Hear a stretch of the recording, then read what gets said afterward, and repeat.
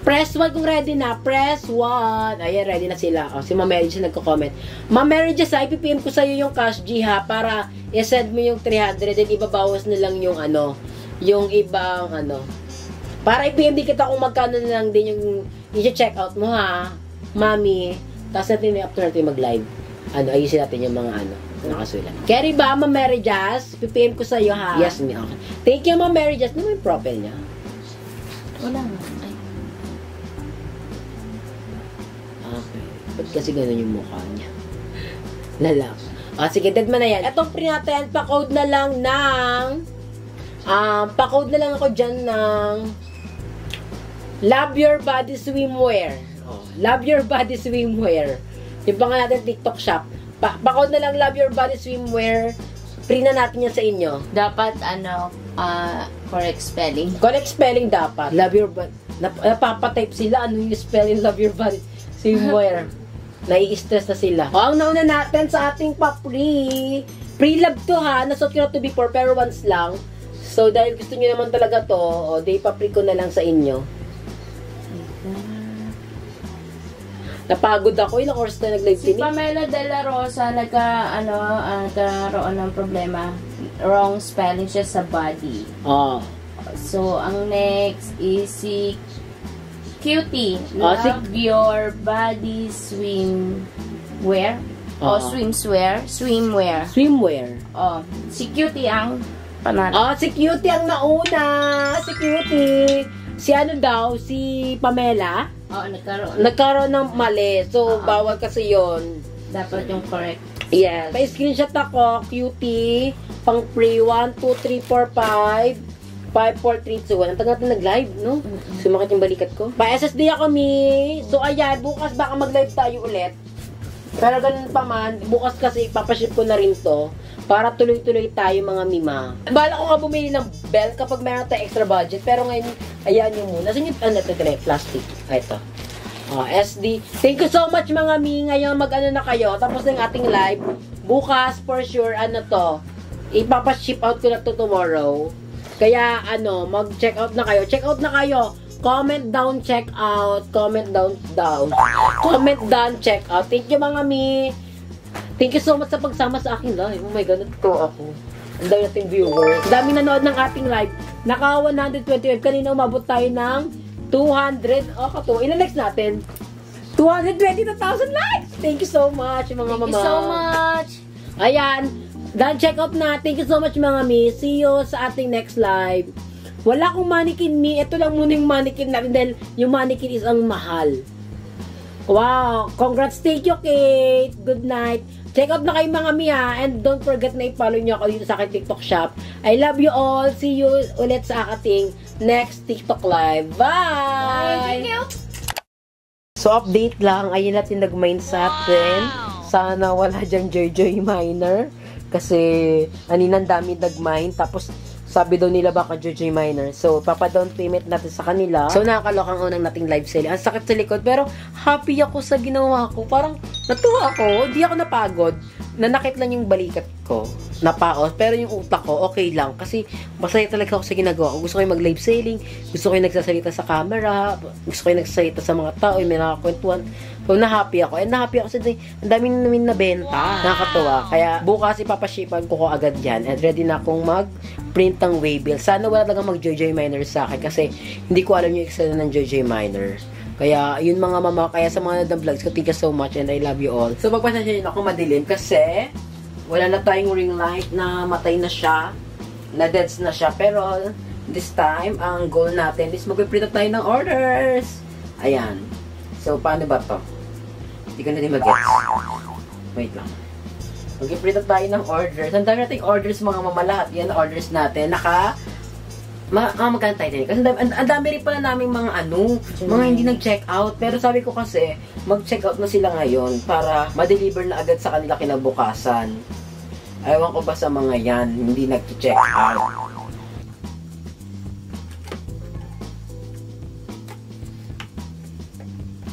Nag-print tayo ng mga orders. Stress to ha, kasi nalilito ako kanina. At ang dami nating order! Ang sarap ng tunog niya. Ito yung tunog na hindi nakakasawa pakinggan. Ang darating order. Thank you so much sa mga umorder sa ating live, mga mama. I am super happy. Thank you so much.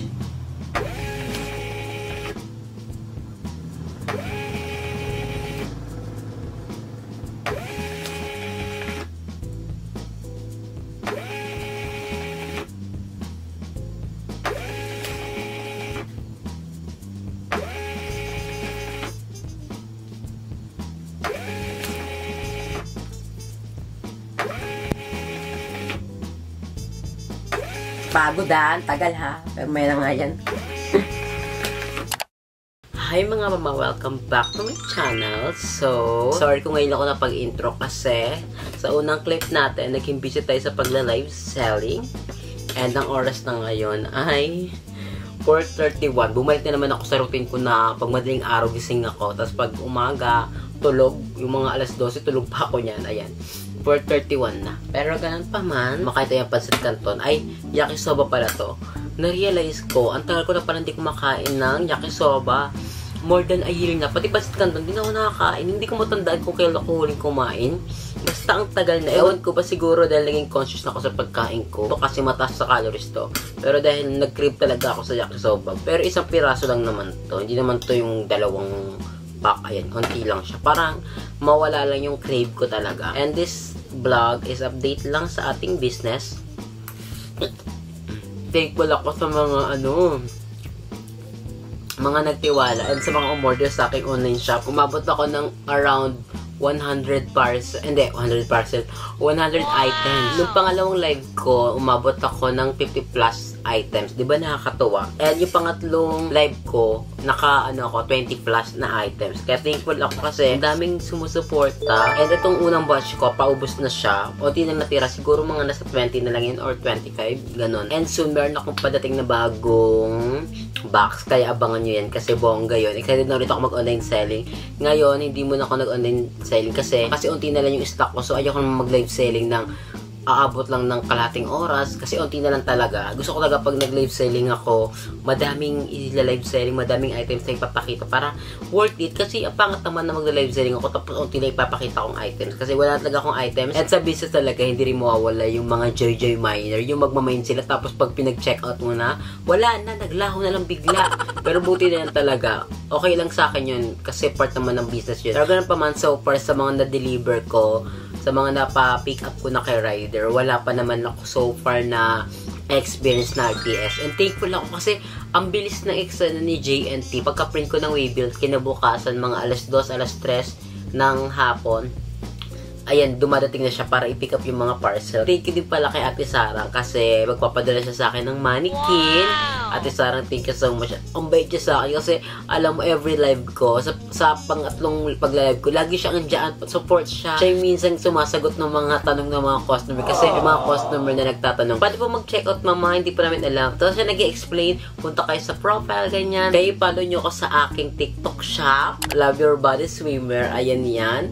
Kasi lagi dyan ako magla-live selling. And soon, plan ko rin talaga na mag-iba pang ibenta. Pero main focus ko talaga sa pagbebenta is swimwear. Pero soon, gusto ko rin magdagdag ng mga ibang items, ganyan. Para at least man lang mag-expand yung ating business and mas madami yung ating maging target market. Pero ngayon, as of now, swimwear muna kasi ay talaga yung pinaka-goal ko. Ay yung pinaka-gusto ko i-live selling kumpara sa mga damit, sa mga pantalon. Kasi mahirap yun eh. Parang hindi ko alam karamihan kasi na mga bumibili talaga sa TikTok, sa mga online is karamihan puro babae. Alam niyo naman yan, kapag mga lalaki ang gusto naman niya mga pang maangas, hindi ko naman alam kung paano mag-sell nun. Hindi ko naman kayang kung paano ko i-market. Kaya kapag swimsuit talaga, alam ko kasi I love swimsuit eh. So, nabebenta ko siya. Kain lang muna tayo kasi lumalamig na. Pag lumamig ito, hindi na ito masarap.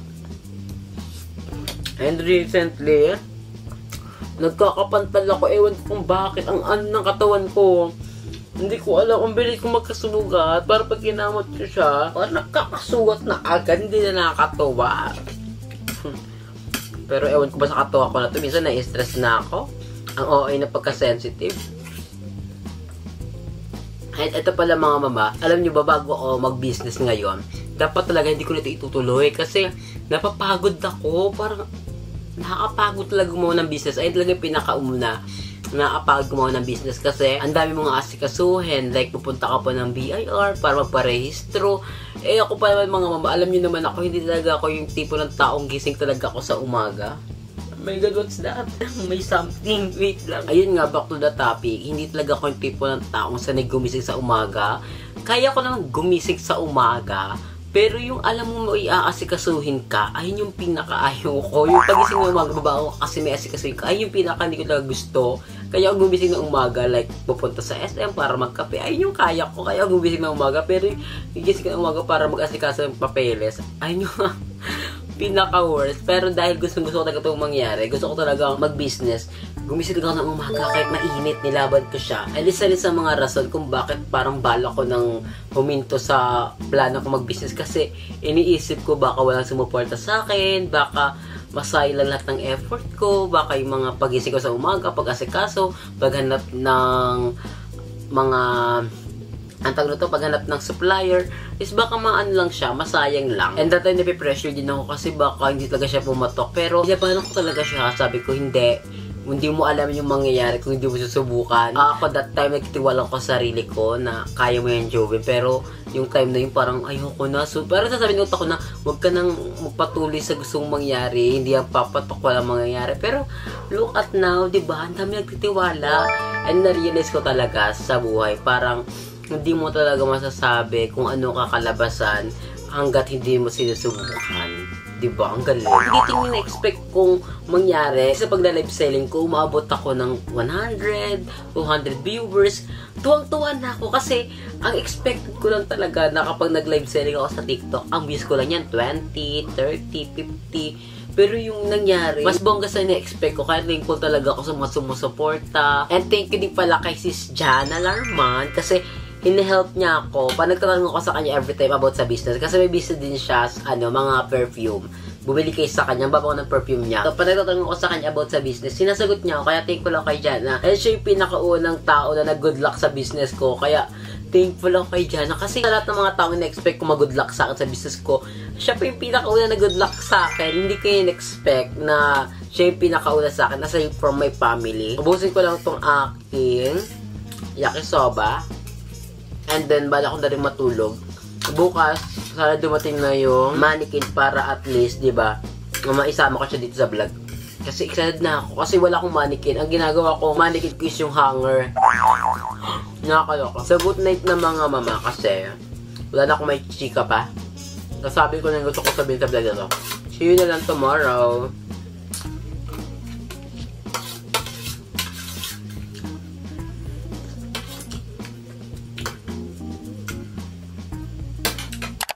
So, ayan mga mama, dumating na yung ating mannequin, ang bongga. And i-unbox na natin siya. Thank you nga pala kay Ate Sarang sa pagbigay ng mannequin. Kasi, hinahelp niya talaga ako. Sabi niya kasi, nahihirapan daw kasi ako sa pagla-live selling ko. Pero ganun pa man, thank you so much Ate Sarang sa pag-support sa akin. Lagi akong magpapasalamat sa Ate Sarang. Namitan namin siya before, namin nila Ayes sa may MOA. Pinakain niya kami before.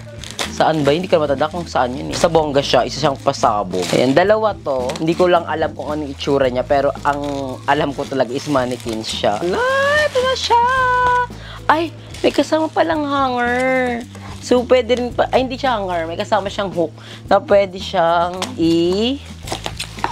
Kasi, ito ay hindi siya full body. Yung parang may kasamang paa, hindi siya ganun. Hello, thank you po. Ay! Ala, tatlo. Bongga, Tisara. I love it. Thank you, Tisara, kasi meron na tayong mannequin.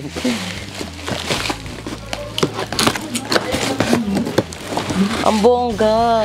Ang cute. Natutuwa naman ako.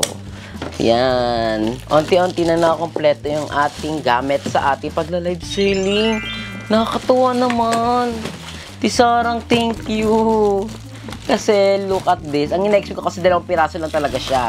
Pero ang nangyari ay, ito yung tinutukoy ko na hook. Parang sabitan siya. Ala, ang ganda. Tapos, ito siya. 3 piraso siya. 1, tapos 2, tapos 3. Ala! Ang ganda. Excited na ako gamitin to. Hala. Soon meron tayong parating na mga boxes ng swimwear. So excited na ako mag-live selling. Ngayon kasi daw nakapag-live selling kasi ubos na.